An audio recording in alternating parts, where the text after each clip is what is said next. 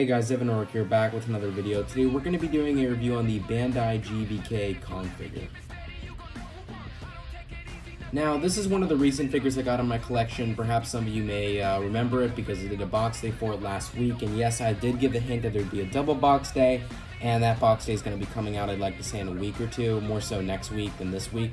But either way, it doesn't really matter. So let's just get straight into this figure that you guys already know I've had for a few days now. And that is the Bandai GvK King Kong figure. So there are a lot of things I like about this figure, and at least one big thing that I dislike about this figure, and I think one nitpick, but I don't want to, be so sure until I get into the cons later in this review. So anyways, the first thing I like about this figure right off the bat, in my opinion at least, is the detail. Now the detail on this figure is really, really good.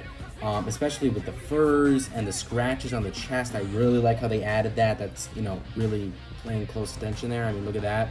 That's some really good detail. You got the furs, which they added kind of like ruffles of fur, which make it look more realistic. They did so on the back too. Maybe not as noticeable as the front with the arms, but you get that picture. But yeah, no, you got the fur curls right here on this arm. You also see it with these fur curls on this arm, and even on the neck here. Facial detail, I'd like to say, is slightly above average. I mean, it's not just average, it's slightly above average considering how they did a pretty good job with the teeth. The mouth, they did a good job on the tongue there, and just the inside of the mouth in general, and the sharp teeth and the normal sized teeth, kind of like us humans with some jagged teeth, some straight teeth. So that's pretty good detail. They did nice lining under the eyes here that make it look more realistic. I don't know if you can tell, right? These lines under the eyes, kind of like bags in a way, but whatever. I guess Kong can get pretty sleepy, as we saw in the beginning of GvK. Anyways, pretty good eye paint. I know it's a paint job pro or whatever, but still it is pretty good because it all connects with detail in terms of noticing the specific colors on little tiny things. Ear, you see nice detail with the ear. So again, this has some really, really good detail, and let's get into the next thing I like about this figure. The next thing I like about this figure is paint job, which by the way is really tied with detail, but I just went with detail because, it just has this, the ever so slighter edge. However, paint job on this figure is really, really nice. The reason I guess why it wasn't the best pro is because there's really only two colors with the exception of the mouth and the teeth color, which is like 4, but that's not really anywhere else in the figure but the mouth in itself.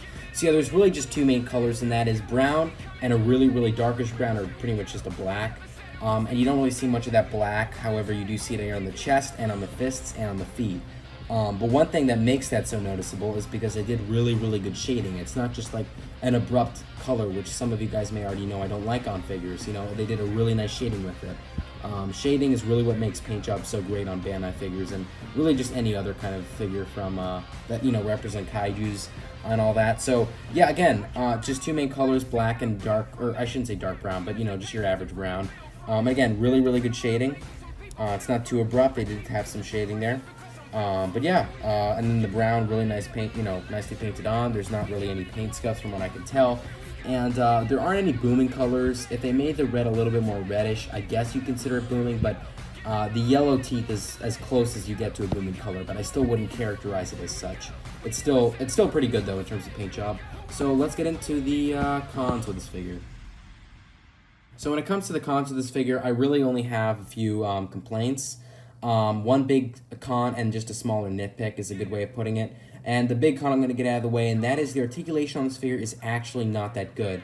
Again, usually it's the one thing in terms of the figures that I always end up putting in the con section instead of the pro section, even though in most cases, most vinyl figures I have, I guess just really any figures in general, do in fact have good paint job. And in this case, not paint job, articulation. In this case, they don't. The problem with Bandai figures, especially the newer vinyl figures, I'm noticing this more especially, is that they don't really have enough articulated joints. Bandai figures made in the 90s were, I think, very fair in terms of its articulated joints. And you guys already know the rules. In my opinion, 3 joints of articulation for a spark doll is a normal, a normal amount of joints that are moving. And for Bandai's, it should be 5 joints. And in this case, it has the spark doll count of joints with just 3. You have the arms, which go through 60.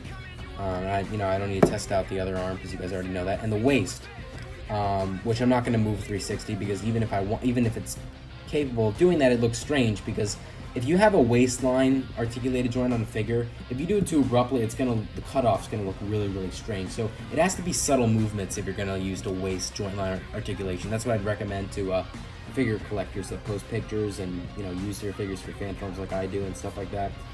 Anyways, yeah, so there's just 3 joints of articulation. It's not just 4 where it's like, okay, I guess they nearly hit 5, but it's like a nitpick. No, this is 3, and that's really not, in my opinion, acceptable. A Bandai figure should have 5 joints.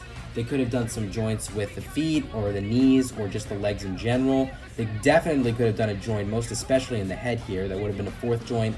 And then they could have had a more specific joint with the feet or legs, and if not that, at least another joint on top of the arm within the fist area. So they didn't do that. They only have 3 joints, the waist and the 2 arms, which again is the main con, because they should have 5 or so. That's what I think the minimum for a Bandai figure, and yet this has 3. Anyways, the smaller nitpick I have for this figure is that I feel like it is slightly too short. But that's a very minor nitpick. Like, we're talking 0.1 nitpick, because in the movie, Kong is actually way smaller compared to Godzilla, but not as small as he is in this case, I guess, is a fair way to put it. I can't compare him to the Godzilla from GvK because I don't have that figure and I don't plan on getting it anytime soon. But you'd imagine it being 6 inches, while this is like 5 inches, maybe even slightly less than 5 inches actually. So if that's the case, then it should be a little bit above 5 inches. I don't know the exact measurements because I measured it the day I got it and I don't remember from then, but I can say very simply that it is slightly too short, ever so slightly. But again, the reason why that's not a big con is because it is accurate to the movie, and that's what these guys are doing. They're doing their job. They're making their Bandai products accurate, their vinyl figures accurate. So anyways, I'd rank this figure an 8.9 out of 10. It is your average, fun, great vinyl figure that you just don't not want to have in your collection. I don't really see any reason why you shouldn't get it, but it's not fantastic. It's like great. It's like that's a good way of putting it. It's 8.9 out of 10. That's a pretty great rate. 9 out of 10 is like the fantastic range, and it just slightly made it under that. So again, another reason to get it. It's just a really nice, good figure that you really just can't say no to have in your collection because it's affordable. It's at like $25, so now's the time to get it in case they jack up the price, because Amazon tends to do that over the course of the next few months.